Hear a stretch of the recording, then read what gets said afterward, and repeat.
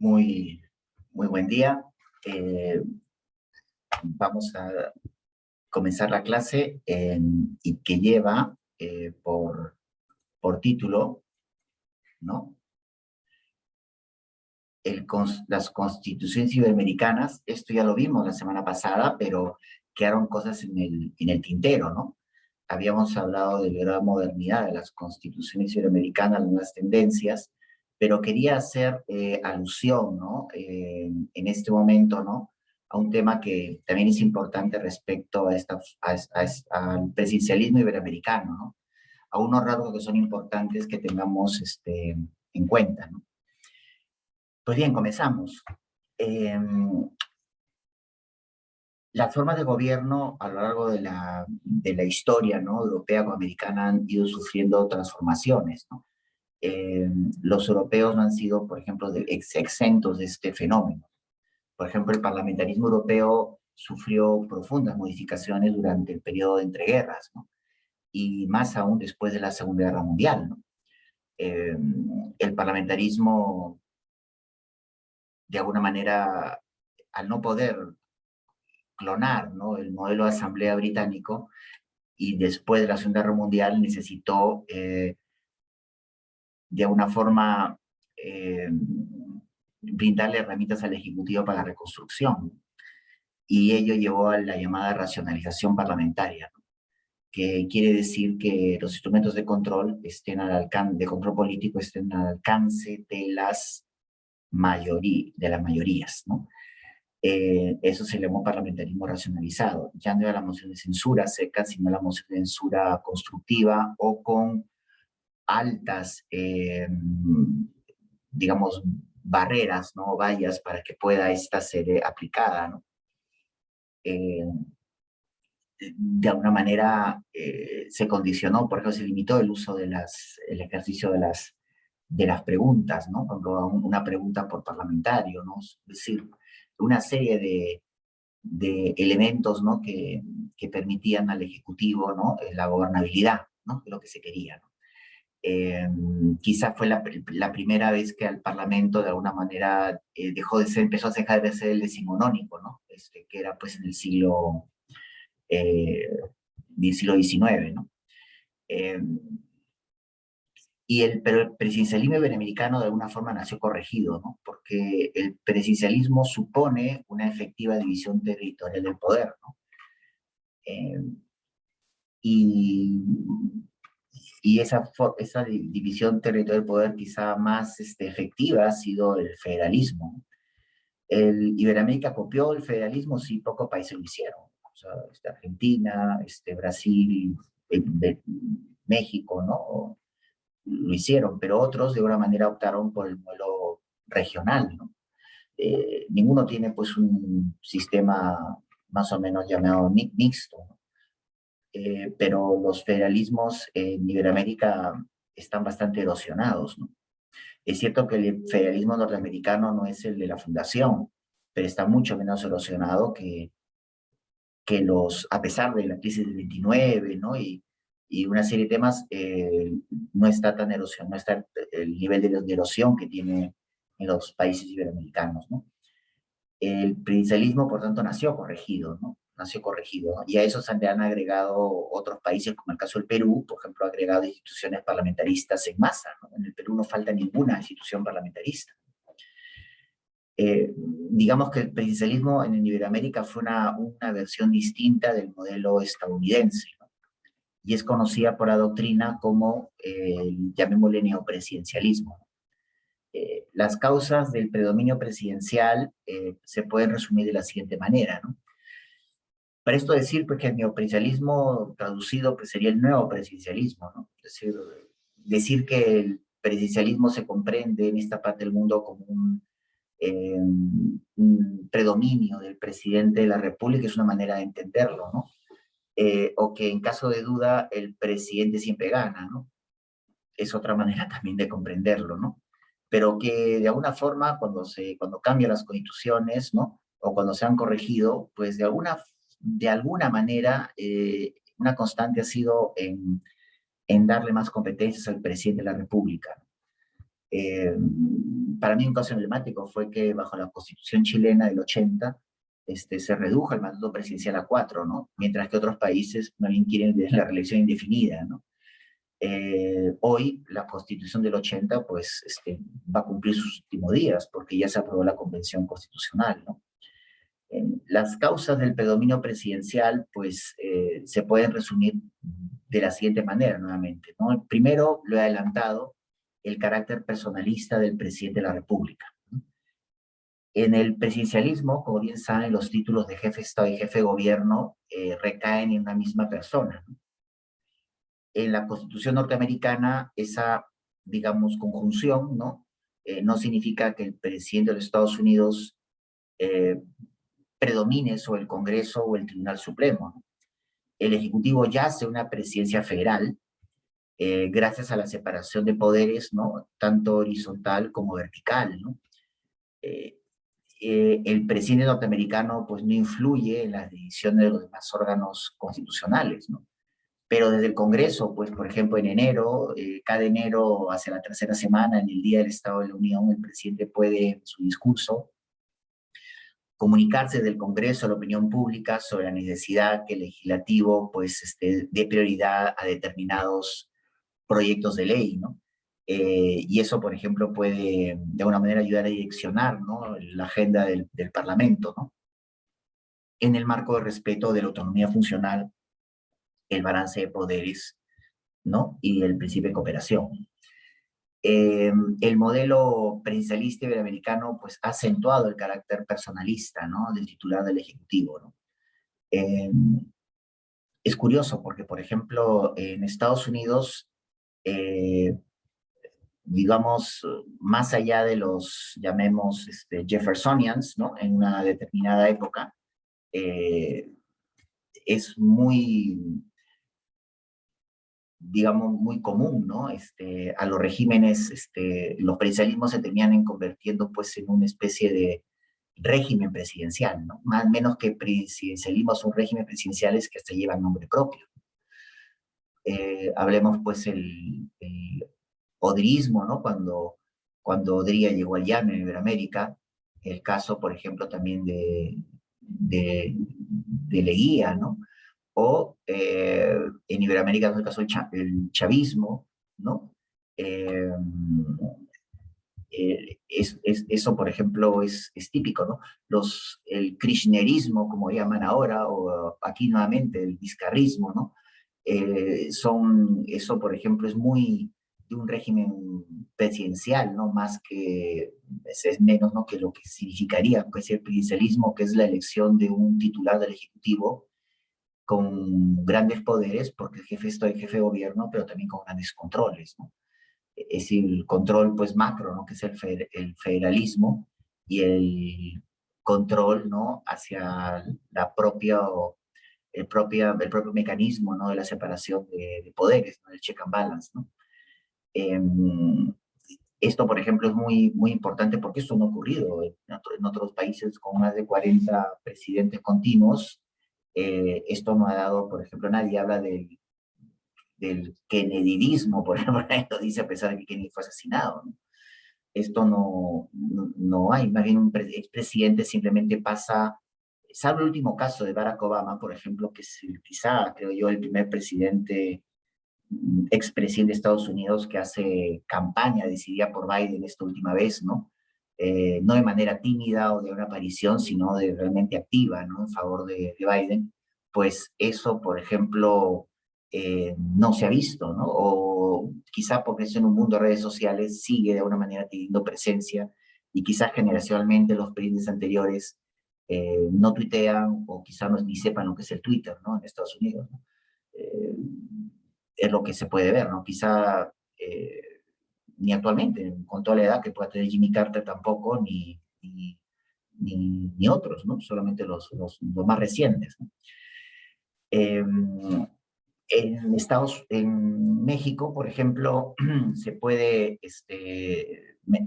resaltar, ¿no? Cómo se menciona, ¿no? Cómo se da protagonismo, ¿no? El presidente de la República cuando dice su constitución de 1917, que se deposita el ejercicio del supremo poder ejecutivo de la Unión en un solo individuo que se denominará presidente de los Estados Unidos mexicanos, ¿no?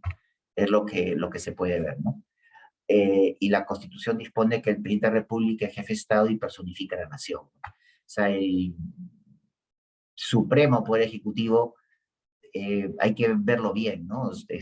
También hay supremo poder legislativo, ¿no? En la medida en que es un estado federal, ¿no? Cada estado federado tiene su gobernador, ¿no? Entonces hablamos de que es un poder ejecutivo, el supremo no significa que sea supremo el ejecutivo frente al legislativo y judicial federal, eso sería un error. Más allá del texto constitucional, destaco pues el papel destacado de los líderes llamados caciques, caudillos, ¿no? Que impregnan pues su apellido a la posteridad, ¿no? Esto, por ejemplo, es muy típico, ¿no? En los años recientes hemos tenido el veleudismo, pero más fuerte el alanismo, el fujimorismo, el toledismo, le llaman el toledismo, todos seguidos, el humanismo, ¿no? El alanismo, nuevamente, tenemos, y el vizcarrismo, ¿no? En el caso del PPK, ¿no? Bueno, hablan del pepecaucismo, ¿no? O los pepecausas, pero esto no terminó de germinar porque no era, pues, un presidente que buscaba, digamos, ni podía tener ese grado de autoritarismo, ¿no? Que por momentos se podía observar, ¿no? Ni en él ni en quien los acompañaba, ¿no? El Vizcarra sí, Vizcarra sí, ¿no? Y actualmente creo que tampoco, ¿no? La primera transición tampoco parece que vaya a quedar como el sagasticismo, tampoco, ¿no? Creo que en todo caso hablan de un vizcarrismo en la sombra, en todo caso lo que cuando uno ve un periódico escucha a los analistas hablar, parece que por ahí van los tiros, ¿no? Más allá del texto constitucional, este papel pues destacado a líderes y caudillos, junto, ¿no? Sumado a la debilidad de la sociedad civil, ¿no? Y sus instituciones, fomentaron la personalización del poder, ¿no? Esta debilidad de la sociedad civil, por ejemplo, en unos países más que otros, ¿no? Un test que podríamos tomar es el tema de la pandemia, ¿no? O sea, el Perú, por ejemplo, a diferencia de Argentina, ¿no? Sí salió a las calles a decir basta ya, ¿no? Con el tema de la pandemia, bueno, seguimos en ella, ¿no? Eh, Más bien, quizá recientemente, ¿no? Uno puede observar desde noviembre del año pasado, una mayor agitación y movimiento de la sociedad civil, producto también quizá, ¿no? De muchas cosas que como aluvión, ¿no? Han caído en la región, ¿no? El COVID, elecciones o decisiones, ¿no? De imposición de posturas políticas radicales, por ejemplo, ¿no? Pero todo ello, pues, que repito, que determinó la personalización del poder, ¿no? Y también ha definido un estilo de presidencialista iberoamericano, ¿no? Eh, en República Dominicana, por ejemplo, lo que es el presidente Trujillo, en el siglo anterior, ¿no? Al final del siglo anterior, fin del siglo, repito, XIX, el porfiriato, ¿no? En México, como 3 décadas, ¿no? Entonces, todo eso, por ejemplo, ha de alguna manera creado, ¿no? Un estilo presidencialista, ¿no? Un predominio presidencial, un invasor de territorio de los demás órganos constitucionales, ¿no? Que de una manera no le gusta, si no le gusta lo que el Parlamento hace, pues puede querer influir en que cambien de decisión, ¿no? Cuando no le corresponda, ¿no? El predominio de los presidentes iberoamericanos también se observa, ¿no? Cuando la Constitución permite la intromisión en las facultades, ¿no? Que deben ser ejercidas por otros órganos, ¿no? Por ejemplo, cuando ejerce su papel de promotor para el desarrollo, ¿no? Eso, por ejemplo, lo vemos también, ¿no? Anteriormente, por ejemplo, se veía la foto del presidente y giratografía diciendo este colegio lo hizo tal presidente, cuando en realidad tiene que sí, pero bajo el gobierno del presidente, pero es el Ministerio de Educación, ¿no? Es decir, el Ejecutivo pasa a tener rostro, ¿no? Pasa a tener rostro, ¿no? Y eso, por ejemplo, es muy típico de acá, ¿no? De la región. Primero, pues hablemos del segundo, la elección del presidente de la República por sufragio universal y directo, ¿no? No hay una elección indirecta por colegios electorales como ocurre en el sistema iberoamericano, ¿no? Sino que se realiza mediante el voto universal y directo, ¿no? Es una regla general de los textos iberoamericanos, ¿no? con excepciones, ¿no? La Constitución argentina establecía la elección indirecta, ¿no? Mediante colegio electoral, ¿no? Pero ya del año 74 modificó la forma de elección, ¿no? Por sufragio universal y directo, que es una tendencia, ¿no? La Constitución brasileña, por ejemplo, del 69, regulaba también la elección por un colegio electoral, uno mirando, ¿no? Como rayos, ¿no? De la Constitución norteamericana, ¿no? Pero la Constitución del 88, pues establece también que es universal y directa la elección del presidente, ¿no? El sufragio popular directo, pues en el presidencialismo trae consecuencias, ¿no? Evita que el presidente prescinda, por ejemplo, de construir coaliciones para lograr su elección, ¿no? En los Estados Unidos, el termómetro son las primarias, en que el presidente tiene que buscar apoyos y buscar financiamiento, ¿no? Y para poder ganar la elección de su partido, ¿no? Y luego, dado que el presidente pues no es investido como un primer ministro, hace que el Ejecutivo y la oposición pues tengan un mandato fijo, ¿no? Hasta los siguientes comicios, ¿no? Es decir, porque la elección del Ejecutivo es independiente del Parlamento en un presidencialismo, ¿no? El estilo presidencial, pues por tanto, es distinto, ¿no? Al de un primer ministro parlamentarista, ¿no? Que depende de la confianza legislativa, ¿no? El presidente, por ser jefe de gobierno, puede tener, repito, continuos enfrentamientos con el Parlamento, con el Congreso. Esto ya es muy típico en Venezuela, que es un régimen, ¿no? Que dista de lo democrático. En Ecuador con Correa también ocurrió. En el Perú lo estamos viviendo ya, digamos, los últimos los últimos 10 años, ¿no? Los 5 años anteriores y los 5 años de 2012 a 2016 y de 2016 a la fecha, con, digamos, con 3 presidentes, ¿no? Con 3 presidentes, ¿no? Eh, con 4 en realidad, con 4 en realidad. A diferencia de un primer ministro parlamentarista, cuyo nombramiento pues surge de una mayoría, ¿no? Y que puede perderla, ¿no? Con el triunfo de una moción de censura, eh, se trata pues de una forma de gobierno que permite crear coaliciones, ¿no? Con menor dificultad que los presidencialismos, ¿no? Porque la idea central es que del Parlamento surge el gobierno. Aquí no, o sea, de hecho, por ejemplo, lo que estamos viendo, ¿no? Recientemente es que los presidentes llegan sin aproximarse con una mayoría. Entonces, tienen que buscar, y los parlamentos son muy fraccionados. Esto ya ni Chile se salva, ¿no? Nos quejamos en el Perú que podemos tener un parlamento con 10 agrupaciones, pero en el caso de Chile son 15. Ahora, esto es algo inaudito, ¿no? El cambio del sistema electoral ha producido, pues, creo que todos los demás cambios que estamos viviendo. Sobre las competencias del presidente de la República en las constituciones iberoamericanas, ¿no? Si comparamos las constituciones iberoamericanas con las demás constituciones, eh, veremos que estas constituciones otorgan más atribuciones que la presidencia estadounidense, ¿no? Por ejemplo, podemos resaltar? Por ejemplo, el presidente tiene expresa iniciativa legislativa, ¿no? Los proyectos de ley del presidente tienen preferencia en el Parlamento. El presidente tiene iniciativa legislativa. En cambio, por ejemplo, en Estados Unidos esto no es posible, ¿no? La Constitución chilena solo la reconoce en materia administrativa, financiera, ¿no? En seguridad social y contratación colectiva, ¿no? Que son herramientas que necesita el Ejecutivo para gobernar. En Uruguay dispone que requiere de iniciativa de gobierno, ¿no? Del Ejecutivo, ¿no? Llamémosle todo un proyecto de ley que determine exoneraciones tributarias o que fije salarios mínimos de precio de adquisición, ¿no? Ya sea de bienes de la actividad privada o pública, ¿no? También cuenta con una discusión que obliga, ¿no? Los parlamentos a darle prioridad a los proyectos de ley del Ejecutivo, ¿no? Esto es muy de la posguerra, ¿no? Que llegó aquí a la región. Llegó de manera tardía, pero llegó, ¿no? Colombia, por ejemplo, lo reglamenta casi todo al detalle, ¿no? Nos dice que el presidente de la República, el colombiano, ¿no? Puede solicitar mediante trámite de urgencia cualquier proyecto de ley, ¿no? Y que la Cámara respectiva deberá decidir sobre él, ¿no? Dentro del plazo de 30 días, ¿no? La manifestación de urgencia podría repetirse en ese plazo, ¿no? Y en todas las etapas constitucionales del proyecto, para apurar, ¿no? Y si el presidente insiste en la urgencia, el proyecto tendrá prelación en el orden del día, ¿no?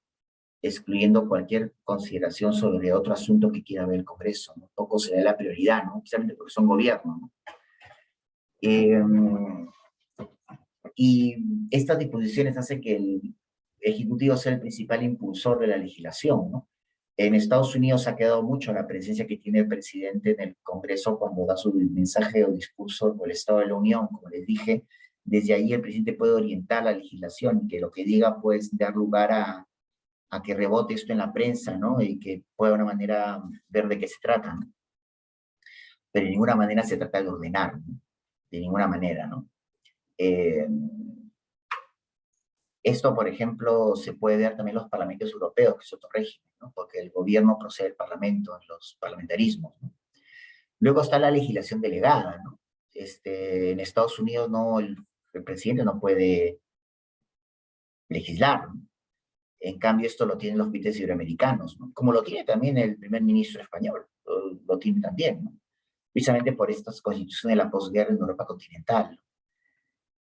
Puede legislar gracias a la legislación, puede legislar gracias también a decretos legislativos, gracias a la delegación que le hace el Congreso, ¿no? Esto es muy típico, ¿no? Legislar mediante decreto de urgencia también, ¿no? Eh, es decir, busca que el Ejecutivo pueda actuar de manera más rápida, ¿no? Como que de los dos poderes del Estado, el Ejecutivo y el Legislativo, como que se busca que no estoy obviando al judicial, lo veo como poder oculto, ¿no? Más lleno de compuesto de autoritas que de potestas. Entre estos dos poderes del Estado, Ejecutivo y Legislativo, de donde surgen las relaciones políticas, pues el Ejecutivo suele verse como el más atlético, ¿no? Cuando no lo es hay problemas, ¿no?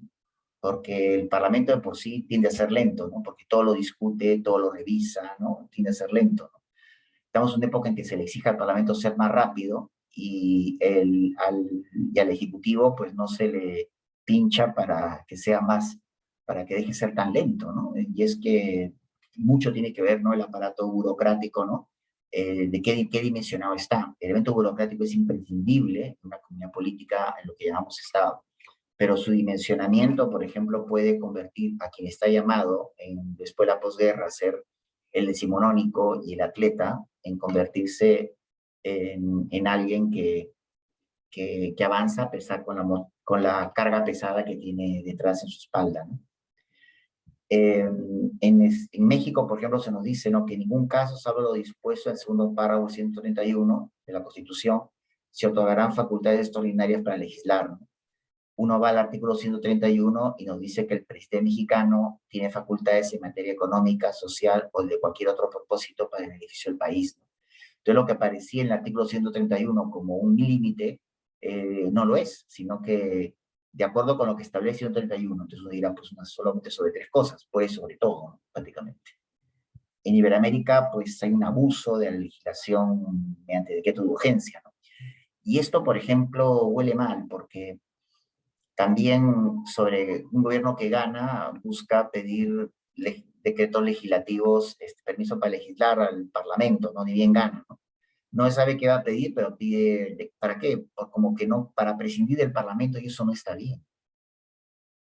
Eso pasa cuando no hay políticos, cuando no hay operación, no hay operadores políticos, técnicos, ¿no?, que conozcan la cosa pública. Entonces, bueno, quiero tener 6 meses, ¿no?, en el cual yo pueda legislar y ya le mando al Ejecutivo al Parlamento lo que yo crea, ya lo revisará. También ha pasado bajo el interreno parlamentario cuando se disolvió el Parlamento, ¿no? No sé qué tipo de control se ha realizado en decreto de urgencia, que realmente, valgan verdades, no son de urgencia. Porque, por ejemplo, en lo que respecta a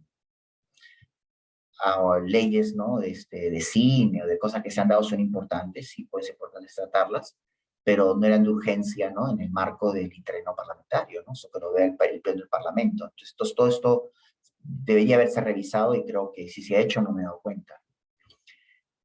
Eh, También el abuso, ¿no? Mediante decreto de urgencia, ¿no? Repito, ¿no? Lo vuelvo a repetir, ¿no? Es un fenómeno no aplicable solo al predominio presidencial, ¿no? Sino que es el papel que desempeñan los ejecutivos contemporáneos, ¿no? También se puede apreciar que el presidente puede vetar leyes, ¿no? El principio, el veto a las leyes es un instrumento de los parlamentarismos, ¿no? Que compensa la imposibilidad del presidente para disolver las cámaras, ¿no? Eh, la Constitución peruana, por ejemplo, en cambio, sí permite disolver las cámaras. La Constitución ecuatoriana también, con diferencia que la Constitución ecuatoriana la permite disolver sin, eh, sin condición alguna, a diferencia del Perú, ¿no? Eh, la facultad de veto, del veto presidencial, ¿no? En las constituciones de esta región es otra gran diferencia con el presidencialismo estadounidense, ¿no? Está permitida pues en Argentina, Colombia, Ecuador, el Perú, ¿no? Los presidentes pueden evitar la promulgación de disposiciones de ley que no comparten, ¿no? En todo parte. Eh, es más, si la iniciativa legislativa surge de la oposición parlamentaria, ¿no? Si la ley se aprueba por insistencia, como ha pasado en los últimos años, por el Parlamento, el presidente le queda la acción de inconstitucionalidad, cosa que recuerdo del año 2000, incluso el gobierno de Toledo, una vez implicó, ¿no? Creo que el de García, no recuerdo, ¿no? Y bueno, y a partir del PPK en adelante, mucho, ¿no? Ya recientemente, ¿no? Una acción de inconstitucionalidad que ha convertido pues al tribunal en un senado, ¿no? Sobre el predominio presidencial frente a la dignidad del Parlamento, es algo ya muy notorio, ¿no? Una diferencia sustancial entre las constituciones iberoamericanas con la estadounidense se verifica, ¿no? En los sistemas de control parlamentario, ¿no? Eh, mientras que en el presidencialismo, mientras que en el presidente norteamericano, pues tiene dificultades, ¿no? Cuando su partido, irónicamente, bueno, no tiene mayoría en el Senado para aprobar presupuestos, para presentar proyectos de ley, o nombrar embajadores o jueces del Tribunal Supremo. En Iberoamérica los parlamentarios le deben al presidente su inclusión en las listas al Parlamento, ¿no? Especialmente cuando la lista es cerrada, puede ser abierta, quizá no tanto. La disciplina del partido es una notoria diferencia con el modelo estadounidense. El problema, vemos que el problema de control, ¿no? El presidente comporta un problema de comportamiento político, ¿no? Cuando los presidentes tienen mayoría en sus respectivos parlamentos, los controles no se ejercen por razones de lealtad y disciplina, ¿no? Que favorece su predominio en la forma de gobierno, ¿no? Cuando no tienen mayoría, pues hasta amenazas de vacancia tienen, que es lo que se ha impuesto ahora. ¿Cuáles son los principales efectos del predominio presidencial? Los presidentes iberoamericanos son responsables de la política y la legislación. Tienen la facultad de vetar leyes, además se les permite gobernar por decretos y se les conceden poderes de emergencia. No solo tienen más competencias que el presidente estadounidense, ¿no? Si no se autolimitan, podrían también ejercerse de manera dictatorial, ¿no? O autoritaria. Hasta hoy en día se sigue reforzando el poder ejecutivo, ¿no? Por ejemplo, cuando se admite la reelección presidencial en algunos países. La Constitución 93 nació con la reelección presidencial inmediata. Esta luego, tras la caída del Fujimorato, se tuvo que modificar la Constitución, que fue lo que salvó a la Constitución del 93, ¿no? Cambiando el artículo 112, ¿no? Y volver a la reelección mediata como la tenía la Constitución de 1979. Hecho muy típico, porque la tendencia ahora en lo que son las llamadas constituciones del socialismo del siglo XXI, pueden empezar con la reelección, ¿no? Aprobándola, y después cuando se agota, cuando el líder es reelecto, pues simplemente lo que hacen es volver otra vez a la elección, intentar una reelección indefinida, ¿no? La idea de reelección indefinida en los presidencialismos no cabe, porque entonces si no, nos encontramos prácticamente, debilitamos más la república y la volvemos una monarquía. Estamos cambiando una monarquía encubierta. Y esto, por ejemplo, trae consigo ciertos tintes mesiánicos, ¿no? Los presidentes iberoamericanos no gozan de apoyo parlamentario, ¿no? Pueden no gozarlo, ¿no? no pueden cumplir su programa político, ¿no? Cuando se producen este tipo de situaciones, ¿no? Si no pueden los presidentes gozar de apoyo parlamentario porque no lo tienen, no pueden cumplir un programa político, es allí cuando los parlamentos tienen la oportunidad de controlar, ¿no? Repito, el control político implícitamente es una leal oposición, ¿no?, a quien gobierna, ¿no? Porque ambos, supuestamente, tanto oposición como gobierno, quieren lo mejor para el país, porque la sintonía en la política es el bien común. La oposición es una muestra, es una fiscalización de que el gobierno algo no está haciendo bien o algo lo puede hacer mejor y no quiere. Y además revela que la oposición está lista para gobernar y espera su turno. Esta lógica se ha perdido, ¿no? Ahora el que fiscaliza obstruye, ¿no? Y eso no es digamos, no, esto ha quedado ciertamente a la población y esto no es bueno, ¿no? La función de control, por tanto, se convierte en un obstáculo al gobierno, ¿no? Por ejemplo, cuando el Parlamento muestra su negativa para aprobar ciertas leyes del Ejecutivo, ¿no? Cuando no ratifican un tratado, ¿no? Cuando no autorizan la legislación delegada, ¿no? O no permiten salir del presidente del país, ¿no? Entonces es cuando se gesta la inestabilidad política, ¿no? En algunos de estos países, ¿no? Como el nuestro, ¿no? Como el nuestro, ¿no? Otro tema importante y sensible son los llamados parlamentos multipartidistas, ¿no? Porque junto con el predominio presidencial aparece pues la debilidad parlamentaria, ¿no? Esto es cuando se da cuando el legislativo está fragmentado en muchos partidos o movimientos. Lo ideal en Iberoamérica, bueno, en realidad, si uno mira los modelos anglosajones, lo ideal son los partidos, ¿no? Y esto se ha perdido en Iberoamérica. Quizá algo puede haber quedado Uruguay, ¿no? Pero en realidad estamos hablando de movimientos muy fragmentados, y de movimientos que están divididos ideológicamente.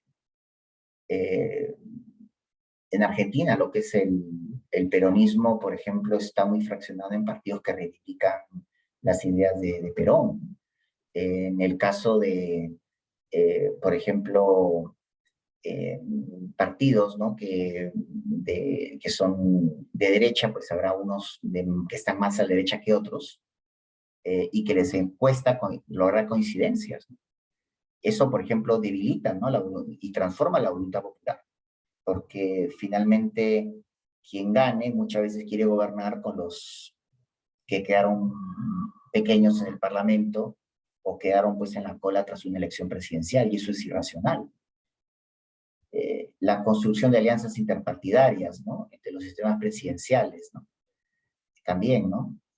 Y este problema se agrava, ¿no?, cuando se eligen personas ajenas a la política, ¿no?, los outsiders, como les llaman, ¿no?, que no tienen experiencia en gobierno, ¿no? A los outsiders, por ejemplo, en el Perú, una traducción en el Perú de outsiders es aventurero, ¿de acuerdo? Uno de los principales problemas, por tanto, del presidencialismo iberoamericano es la debilidad parlamentaria, a diferencia del modelo estadounidense, en que su fortaleza está en que radiquen dos partidos. Aquí, por ejemplo, en política opera mucho lo que Napoleón decía, ¿no? Divide y vencerás. Entonces, esto de alguna manera es visto del Parlamento, pues tiene mucha razón, ¿no? Pero mal por la democracia, ¿no? Mal por la gobernabilidad. La estabilidad gubernamental en el presidencialismo iberoamericano, ¿cómo se favorece, no? Se favorece cuando un gobierno tiene mayoría en el Parlamento, a diferencia del Ejecutivo de Estados Unidos, que sabe gobernar con un Parlamento sin mayoría, ¿no? Eso requiere mayor dificultad, porque de alguna forma el Parlamento puede ir cambiando, ¿no? Puede haber ganado el presidente de la República con mayoría, pero a los 2 años pierde la Cámara de Representantes, ¿no? Porque los primeros años fueron fatales, y si coincide después con una renovación de la Cámara de Senadores, se la juega. No obstante, presidentes que han gobernado mejor, bajo Parlamento en contra, han sido, por ejemplo, Clinton, ¿no? Creo que le fue mejor con Parlamento en contra que con Parlamento a favor. Y es importante, pues, el talante político y que tenga, pues, el presidente de cara a su relación con el Congreso, ¿no? Que debe ser de respeto, ¿no? Por ejemplo, en Chile, la relación de los gobiernos de Piñera con la relación con el Parlamento no fue buena. En el Perú, sin ir muy lejos, la relación del presidente Humala con el presidente Kuczynski y Vizcarra tampoco ha sido buena.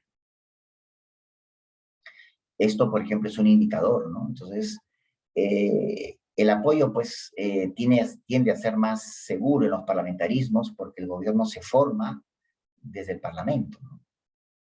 Lo inviste, ¿no? Y también, así como da la investidura, la puede retirar a través de la moción de censura o el rechazo a la moción de confianza. Y el arma que tiene el Ejecutivo contra el Legislativo es la disolución parlamentaria, ¿no? Estoy hablando del parlamentarismo que parezca que habla del Perú, ¿no? Pero es que hemos tomado todo el modo parlamentarista. Pero por solo hecho que el presidente es electo con voto universal y directo, le llamamos presidencialismo, ¿no? Porque eso parece como que cambia la balanza, ¿no? Es como decir un lado, moción de censura, cuestión de confianza, preguntas, interpelaciones, ¿no? Preguntas, interpelaciones, la balanza, ¿no? Repito, investidura, primer ministro, consejo de ministros, refundación ministerial, ¿no? Elección del presidente por sufragio nacional y directo. La balanza, en lugar de estar así, baja inmediatamente, ¿no? No tanto de la cantidad, sino la calidad, ¿no? Ahora, depende también cómo el presidente puede usar el ejercicio de sus atribuciones, ¿no?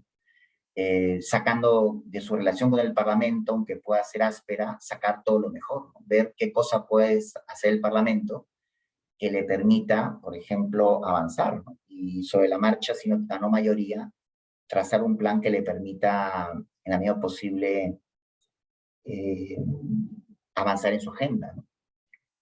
Y lo ofreció en campaña, ¿no? Eh, sobre la formal división territorial del poder, es el federalismo el que es el verdadero gran contrapeso del freno al gobierno central. Dispersa el poder territorial, ¿no? En diversos estados, que no se cuenta, ¿no? Y en sus instituciones. Cada estado federal cuenta con su poder judicial, su parlamento y su gobernador, ¿no? Y los estados americanos tienen, por ejemplo, las dimensiones, incluso dimensiones tan grandes como, o más grandes que un estado europeo, muchas veces. Una efectiva división territorial del poder es garantía de un gobierno constitucional, ¿no? Por ejemplo, sobre las ventajas del federalismo, ¿no?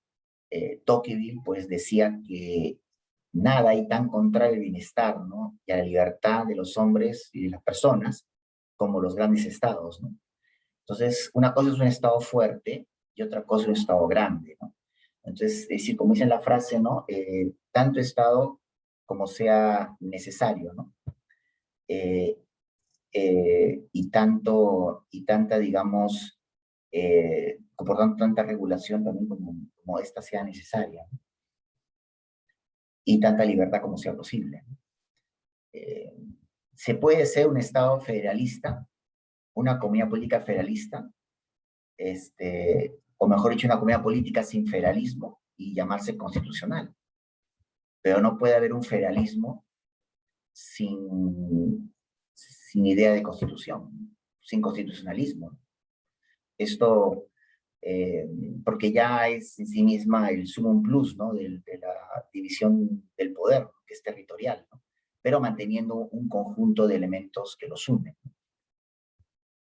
La ausencia de una efectiva división territorial del poder es otro problema, ¿no? De los presidencialismos iberoamericanos, ¿no? Aunque algunas comunidades políticas de la región son federales, como he adelantado, no ha dado resultados positivos, ¿no? Por la injerencia del gobierno central, ¿no? Que amparan, pues, un reparto de competencias.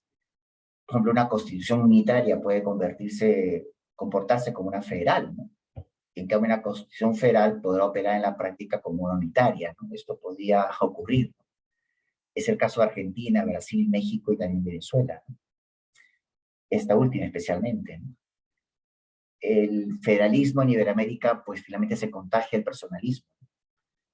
Y en nuestra opinión, por ejemplo, el federalismo y el presidencialismo son modelos de forma de Estado y de gobierno respectivamente, ¿no? Que no pueden separarse.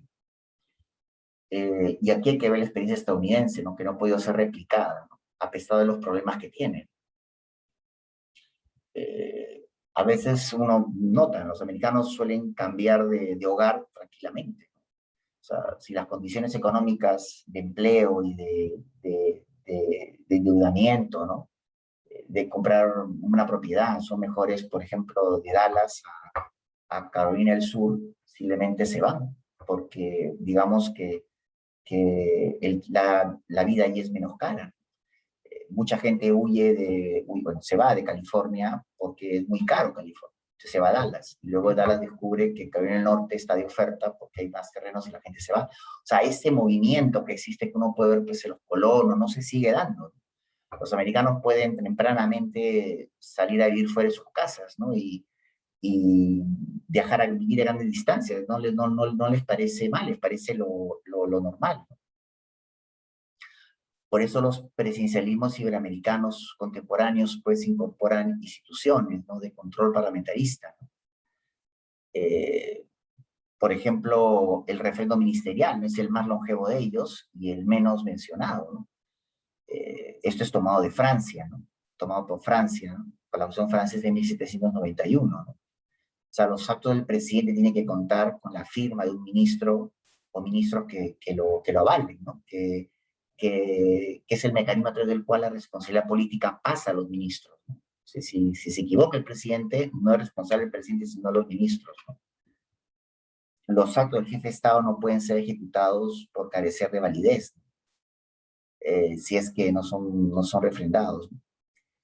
Esta institución, pues, no la controla, esta institución no controla necesariamente al presidente de la República, ¿no? Ministro que no quiera refrendar un acto es ministro que será cambiado. Y el presidente puede buscar el refrendo en cualquier ministro también. Luego la idea de jefe de gabinete también es otra, o de primer ministro, premier, presidente del Consejo de Ministros, como también se le conoce, ¿no? Que es una institución que pese a provenir de los parlamentarismos, empieza poco a poco a consolidarse, ¿no? Las constituciones iberoamericanas contemporáneas. Eh, Algo me dice que la próxima constitución chilena va a tomar cosas del Perú, ¿no? Me da la impresión. Va a tomar más cosas de Bolivia, más cosas de Ecuador, ¿no?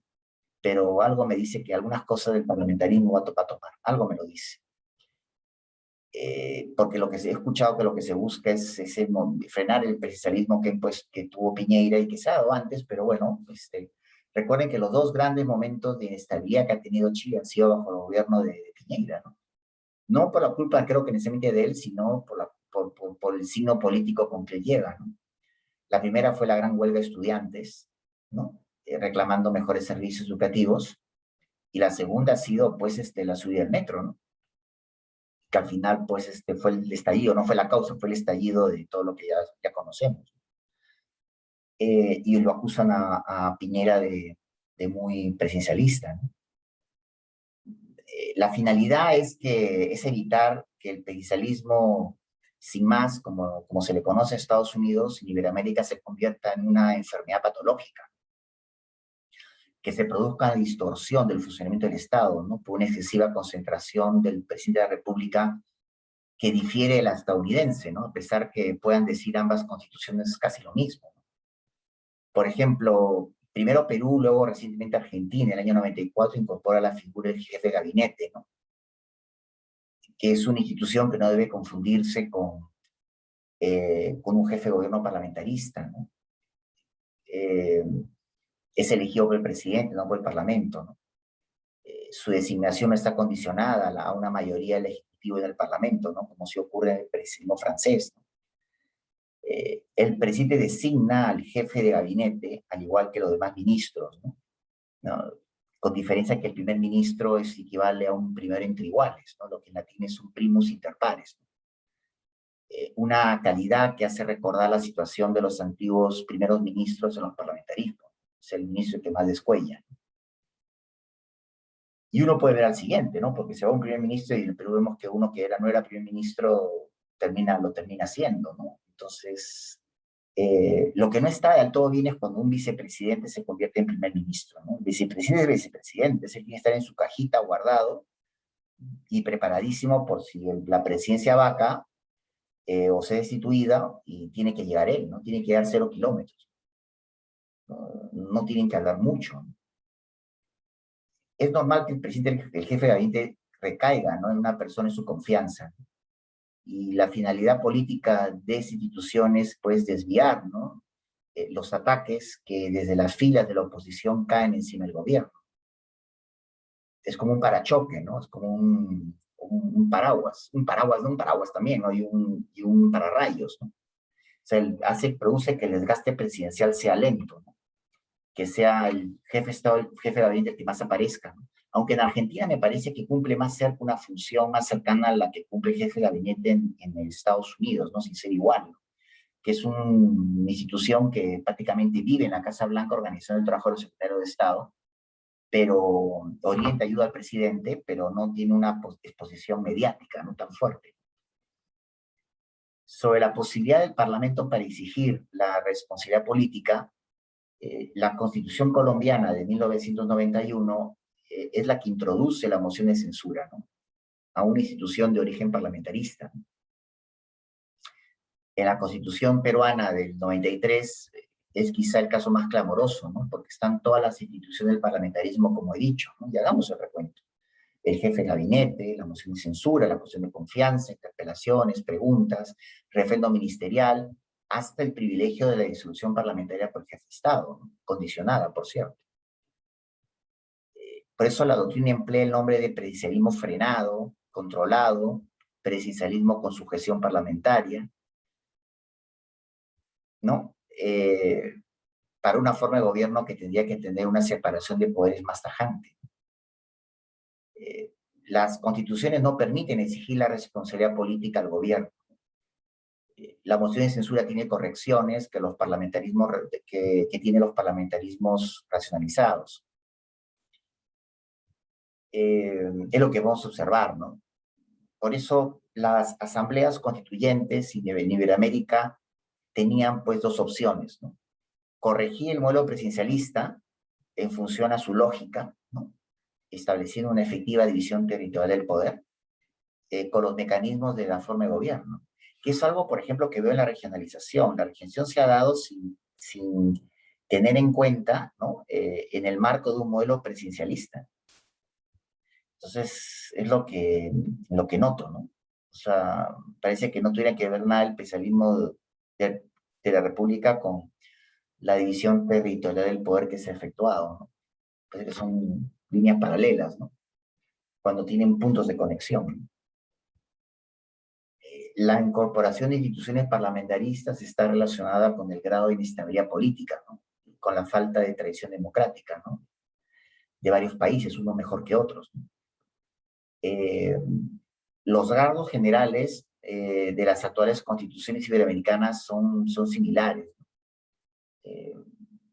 La mayoría comienza con una extensa declaración de derechos, seguida de unas disposiciones relativas a las relaciones entre los ciudadanos y el Estado, es decir, nación, territorio, ¿no?, hablar de soberanía nacional, para luego desarrollar las competencias y el grado de relación entre los diferentes órganos constitucionales, ¿no?, ejecutivo, legislativo, ¿no?, tribunal constitucional, el poder judicial.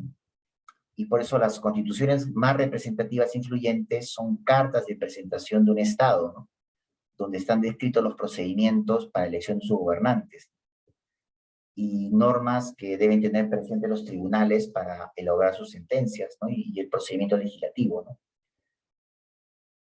A todo esto hay que ver que el estilo de gobierno presidencial es distinto en los países iberoamericanos, ¿no? Por ejemplo, las diferencias entre el estilo presidencial de Chile o Uruguay, ¿no?, en comparación con sus homólogos en Ecuador o el Perú, son distintas. Es decir, parafraseando a Levenstein, ¿no?, el traje de constitucionalidad que brindan algunos presidencialismos iberoamericanos no disfraza también como antes el autoritarismo que puede existir detrás. Y es algo que homologa mucho con lo que se espera de un presidente fuerte, ¿no?, pero no autoritario, ¿no?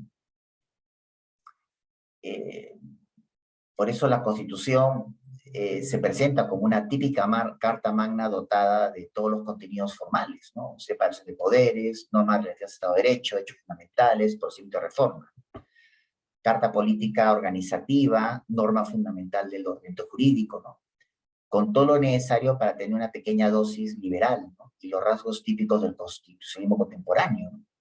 Ya lo vimos, ¿no? Reconocimiento de los derechos, Tribunal Constitucional, Defensor del Pueblo, de acuerdo, ¿no?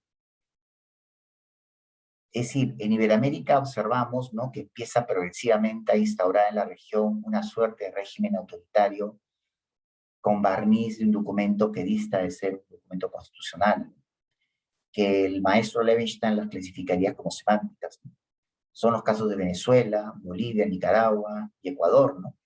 Expectantes, Chile, por lo que se ve, porque la mayoría es radical, y posiblemente nuestro país, ¿no? Ya sea por reforma a la Constitución, aunque lo que se pretende es un cambio de Constitución.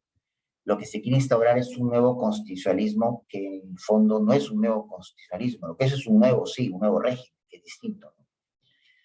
Eh, de acuerdo, ¿no? Eh, lo podemos observar, ¿no? Cuando estas constituciones se afanan en incorporar mecanismos de democracia directa para los ciudadanos, ¿no? Eh, la intensificación, ¿no?, el reconocimiento de derechos y garantías, ¿no?, que, no otra que simplemente son fragmentación a derechos ya conocidos o especificación, ¿no?, de, de, de derechos que van a ser protegidos por distintas garantías, cuando podrían haber dos garantías, una que proteja la jerarquía normativa y otra los derechos fundamentales, ¿no? Entonces, hay demasiada especialización, ¿no? Y la doctrina, pues, se atribuye a la Constitución colombiana como el primer texto inspirado, ¿no? Texto inspirado en el nuevo constitucionalismo iberoamericano, ¿no? Su desarrollo tiene similitud con las constituciones, pues, sociales, ¿no?, inspiradas en el modelo francés de 1971, ¿no? En la materia económica se ha producido a través, todo ello, ¿no?, de los fallos de la Corte Constitucional Colombiana, ¿no?, que ha sido el rayo de inspiración de las constituciones de la región, ¿no? Este modelo, ¿no?, de constitución nació sin tanto radicalismo, ¿no?, y hoy está en cuestionamiento, ¿no?, en quienes dicen que quieren reformarla, cambiarla. Es una ola que ha llegado. En el Perú, pues, todavía cuenta con un parlamento unicameral, ¿no? Se intentan reformas, pero las condiciones políticas y sociales no han colaborado, ¿no? Veremos si se aprueba este último intento, ¿no? Y el jefe de Estado muchas veces se le otorgan demasiadas atribuciones, pero pocos controles, ¿no? Y la forma de gobierno, si tiene mayoría parlamentaria, deviene autoritaria. Si el Ejecutivo tiene mayoría absoluta en el Parlamento, el presidente es un autoritario, ¿no? Y si no tiene mayoría, el Parlamento es obstruccionista, ¿no? Entonces, ¿qué es lo que pasa en el fondo? ¿Cuál es el punto de intersección? Es que no hay política, no hay vida política. La nueva Constitución ecuatoriana del 2008, ya no tan nueva, porque luego está de Bolivia, pero nos puede servir para aproximarnos a los peligros que coge la región, ¿no? De alguna manera, ¿no? Una de sus instituciones más polémicas es la denominada muerte cruzada, ¿no?, que es fruto de una larga etapa de inestabilidad y gobernabilidad política, ¿no?, con sucesivas presidencias, con sucesivas presidenciales, ¿no?, sin culminar su mandato, ¿no? Y esto dio lugar al nacimiento de dos armas nucleares, por decirlo así, ¿no? La muerte cruzada consiste en la atribución del Ejecutivo para disolver el Parlamento dentro de los 3 primeros años, ¿no?, compensada con la competencia del Parlamento para destituir al jefe de Estado si incurriera en alguna causal expresa establecida en la Constitución. Lo que ha devenido a nosotros, ¿no? La disolución por la vacancia, ¿no?, que es un poco la muerte cruzada que está institucionalizada en Ecuador, que tuvo, pues, 10 presidentes, me parece, no sé, pues, en 4 años, ¿no?, o 5 años. El Ejecutivo de 1900, el artículo, perdón, 148, ¿no?, establece que cuando la Asamblea Nacional se hubiese arrogado atribuciones que no le competan constitucionalmente, ¿no?, el previo dictamen favorable a la Corte Constitucional, o si de forma reiterada e injustificada se obstruye el Plan Nacional de Desarrollo, o por grave crisis política y conmoción interna, estas causales poco objetivas pueden terminar afectando el ejercicio político de oposición parlamentaria, ¿no?, así como la separación de poderes y la independencia de estos. ambos poderes van a buscar neutralizarse, ¿no? Al final es la muerte cruzada, mueren los dos, ¿no? O muere la democracia. Y la fórmula aplicada en Venezuela, Bolivia y Ecuador también es la misma, ¿no? La necesidad de refundar la república, ¿no? Con frases, la constitución vigente no se adapta a la necesidad del ciudadano, no hay claridad en la propiedad de los recursos naturales, o la patria debe ser de todos, ¿no? O sea, el soporte de esta crisis proviene de importantes sectores de la sociedad, ¿no? Que sostienen, ¿no?, que la solución a los problemas nacionales se encuentre en los modelos autoritarios, ¿no?, que son exentos de separación de poderes en la práctica y asegurándonos, ¿no?, que se justifican porque la democracia no funciona bien, ¿no?, o todavía no estamos preparados para ella. Son un conjunto de textos que en vez de garantizar los derechos, conceden mayores atribuciones al presidente de la República, ¿no? Y con el tiempo promueven pues un mayor control, ¿no?, el ejercicio de las libertades políticas, ¿no?, que es una finalidad opuesta al constitucionalismo. Pues bien, todo lo que acabamos de mencionar, pues parte de un concepto errado de constitución, ¿no? Como si solo se tratara pues de un ideario de metas, ¿no? No es un ideario de metas, es una fuente de principios y reglas que reconocen derechos fundamentales y la conducción de un buen gobierno civil, ¿no?, en libertad, ¿no? Un pacto de límites al ejercicio del poder para asegurar derechos y libertades al ciudadano. Esto es lo que ocurre, esto es lo que yo quisiera comentar y, bueno, agradecer su atención, ¿no? Eh, y nada, ¿no?, dar por finalizar la clase del día de hoy, agradeciéndoles mucho. Muchas gracias.